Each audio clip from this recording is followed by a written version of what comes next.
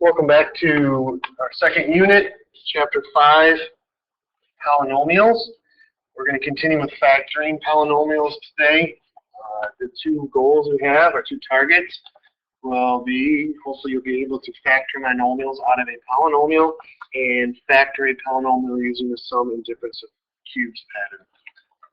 We've done the first one before with quadratics, which are a type of polynomial.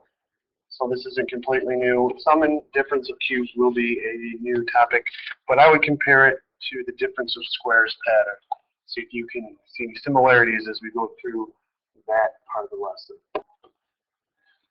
Remember to be copying the notes down if you didn't get those goals or targets. Go back, rewind, pause it so you can copy them down. They should be at the beginning of your notes for section 5.4.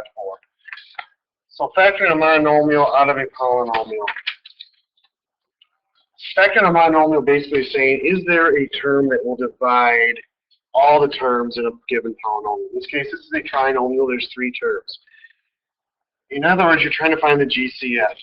So when there's numbers and variables in the expression, we have to look for the GCF of both the coefficients and the constants. This one doesn't have a constant, but the number parts.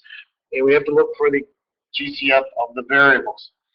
Now look at the variables. I have three, the coefficients, not the variables. When I look at the coefficients, we have three, 30 and 75. Those three numbers, if they have a common number or the biggest common number that divides all three, that's what I'm going to divide out. The hint for pulling out a GCF with numbers is look for the smallest of all the numbers. In this case, the smallest number is 3. List the factors of 3. Remember, factors are numbers that will divide 3. So factors of 3 are just 1 and 3.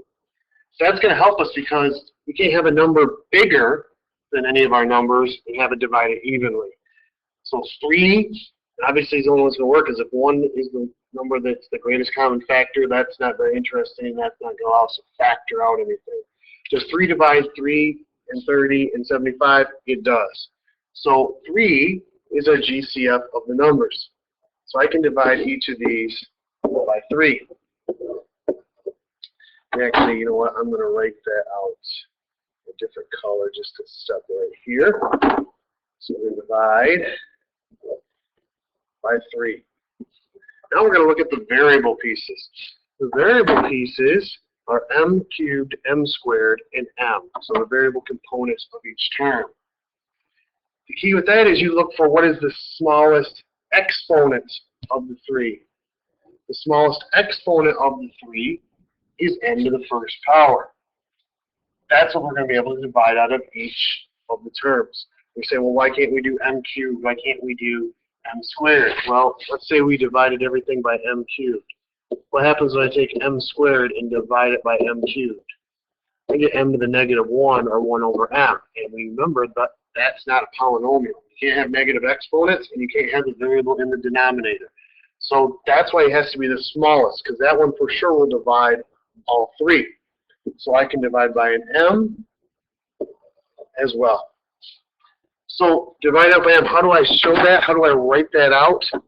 What you do is you take the GCF that we determined is the biggest term that divides all 3, and we're going to write that in front of a set of parentheses. So anytime you factor, you're going to end up with parentheses. There will be parentheses somewhere in your problem. If it's factoring in 2 binomials, you have 2 sets of parentheses. In this case, when you're factoring out a monomial, you'll have a term outside of the parentheses and then a parentheses to the right. So what's going to be inside? Well, basically, you just kind of solve this problem. 3m cubed divided by 3m, this kind of simplifying situation we set up for each part. 3 divided by 3 is 1. M cubed divided by m is m squared. And how do we know we did it right? When I take 3m and I multiply it by m squared, I get 3m cubed, which is what I started with. 30 divided by 3 is 10. M squared divided by m is m. 3m times 10m is 30m squared. And 75 divided by 3 is 25. M divided by m is m to the 0, or just 1. 1 times 25 is 25. And that is the factor, the resulting factor after you divide by 3m. So when I distribute this back through the 3m to m squared, 3m to 10m, 3m to 25, I will get the problem I started with. Are we done after we factor out that monomial term? Well, sometimes you are and sometimes you're not. The only way we can determine is if the resulting term inside the parentheses, can that be factored further? Can we use a difference of squares method? That's what we know so far. Can we use bottoms up to factor it? Those are the only methods we know right now. So I look at this and I say, well, maybe I can do bottoms up. We've done bottoms up before in chapter 4, unit 1. Bottoms up, remember, is A times C, which is 1 times 25. What multiplies to make B? Or excuse me, adds to make B. That's 10. So what terms multiply to make 25? 25 times 1 is 25. And what terms then add up to make 10? So pause this, see if you can figure out what the combination will be. You ready? Restart. Hopefully you realize that 5 times 5 is 25, and 5 plus 5 is 25. If you had to list, 5 plus 5 is 10, excuse me. If you had to list a few other combinations out, probably 1 and 25, I can't really think of any others. Those would be the only other combination that would multiply to make 25, but that's okay if you don't get it the first try. That's why you make the list, and so you don't reuse the same combination. So we already have 3m. 3m is on the outside. Now we're factoring into two binomials, x, excuse me, not x, in this case it's m, plus 5, and m plus 5. Remember, bottoms up, you divide by a, but a is 1 in this case. It's not going to change it. Dividing by 1 is just going to be m plus 5 and m plus 5. So we can skip that part when a is 1. But if a is something other than 1, remember, the bottoms up is divide by a. Simplify and bring it up. In this case, when we multiply m plus 5, m plus 5 together, we get m squared plus 10m plus 25. I'll leave that for you to FOIL. This is not the best way to write the answer. I probably would accept it, but the best way to write the answer, the 100% a plus plus way, is you would write m plus 5 with the squared outside because there's two m plus 5 terms. So when you factor out a monomial, remember, you're not necessarily done. Very rarely when you have complex polynomials like we have in this chapter, when you factor out a monomial, you're done. Usually there's more factoring that you can do. So keep that in mind. And very rarely are they one-step factoring problems. So we just completed the first target, factoring out a monomial. Let's look at sum and difference of cubes.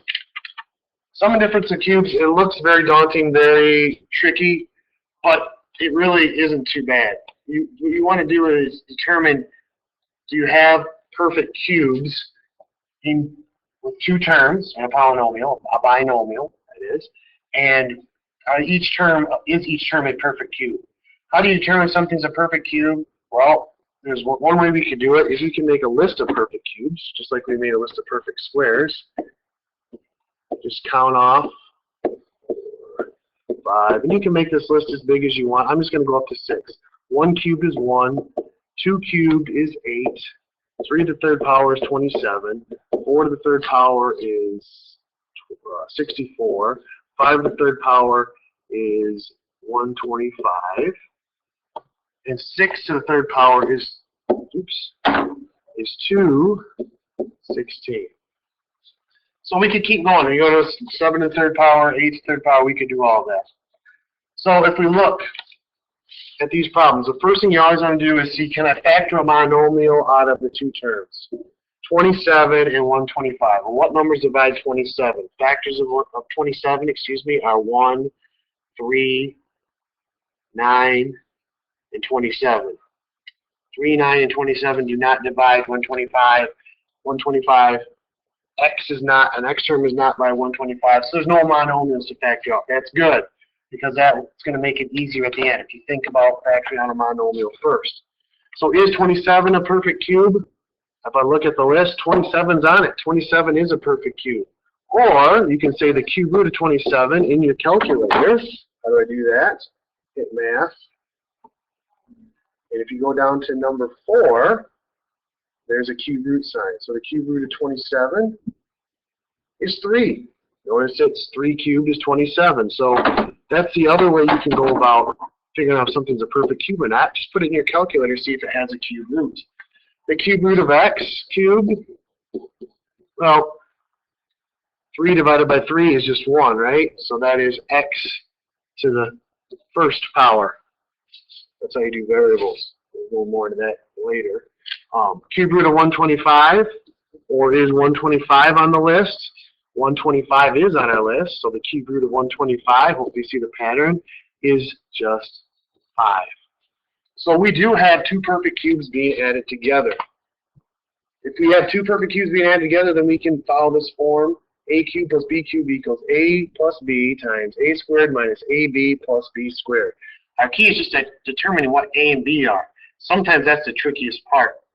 Our A term is actually 3x, the whole thing, cubed. That's A cubed. Our A is 3x, plus B is 5 cubed. So we just plug in 3x for A and 5 for B.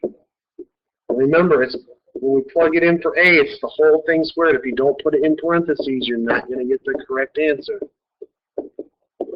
So then we just simplify 3x plus 5 times 9x squared minus 15x plus 25. And it looks like this resulting polynomial, 9x squared minus 15x plus 25, that it could be factored. It looks like it's a perfect square trinomial, but remember perfect square trinomial patterns, it would be a minus 2ab, not minus 1ab. This cannot be factored. That's the cool thing, probably you're thinking, anyways, in your mind, about difference in sum of cubes, is that once you factor out a monomial and apply the sum of cubes or difference of cubes, there is no other factoring that can be done. So that's using the sum of cubes pattern to factor this binomial. Let's look at difference of cubes. Difference of cubes is very similar. It's a very similar idea. I'm just going to change that to plus 64t. I'll see why in a minute. Difference of cubes is the same thing. It's just you have two cubes being subtracted, two perfect cubes being subtracted. In this case, doesn't appear that we do, but maybe we can factor out some monomial terms. If I look, I know right off the bat I see both terms have a t. I always see that t, the variables first. T squared will divide both terms. If we look at 216 and 64, both terms will divide by 8. That'll be the GCF. You can practice that or determine if there's anything larger, but that would be the GCF. So 8t squared we can factor out. 64 divided by 8 is 8. And t to the fifth divided by t squared is t cubed. Minus 216 divided by 8. 216 divided by 8. 216 divided by 8 is 27.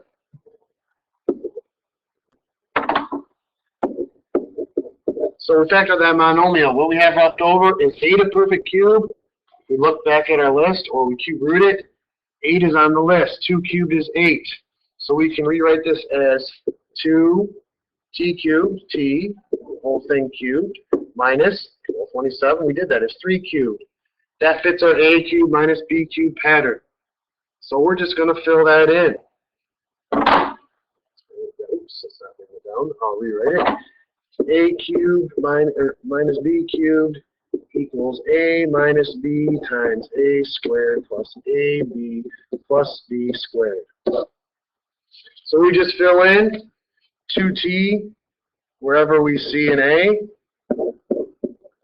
and 3 wherever we see a b. So 2t minus 3 equals 2t, the whole thing squared, plus 2t times 3 plus 3 squared. And we just simplify, and we get 2t minus 3 times 4t squared plus 6t plus 9. Remember, we have this 8t squared that goes in front. Don't forget about that. People always do, about that monomial, and that is the complete factorization. 64t to the fifth minus 216t squared. So I think we hit the two targets for the day. Go back through them if you still have questions or want to rework it. Think it through. You got it written down. Now you can just concentrate on trying it yourself. But you should be able to factor monomials out of a polynomial, and you should be able to factor a polynomial using the sum and difference of cubes pattern. Have your notes ready for tomorrow. We'll do more practice, and we'll see you then.